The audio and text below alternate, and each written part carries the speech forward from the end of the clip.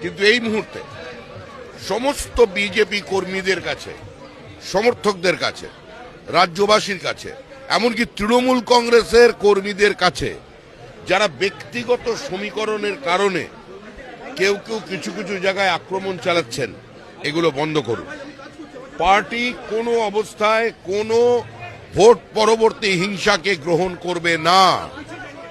সমস্ত জায়গায় হাত জোড় করে অনুরোধ করছি, পশ্চিমবঙ্গের ভোট সংস্কৃতি বদলানোর জন্য, পশ্চিমবঙ্গের ঔদ্ধত্যের অবসানের জন্য, পশ্চিমবঙ্গের হিংসা, মহিলাদের উপর অত্যাচার বন্ধ করানোর জন্য মানুষ এই রায় দিয়েছেন।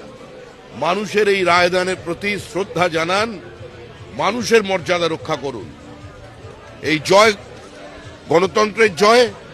এই গণতান্ত্রিক ব্যবস্থায় হিংসার কোনো স্থান নেই।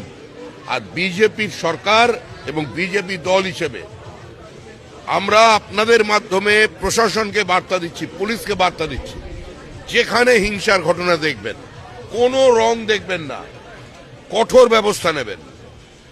হাতে গেরুয়া পতাকা নিয়ে, মাথায় গেরুয়া আবির লাগিয়ে কিংবা বিজেপির পতাকা নিয়ে পরিচিত যত বড়ই বিজেপি নেতা হোক, স্থানীয় কোনো জায়গায় যদি আক্রমণ করেন, কড়া পদক্ষেপ নেবেন। আর আবেদন করছি কর্মীদের কাছে সংযত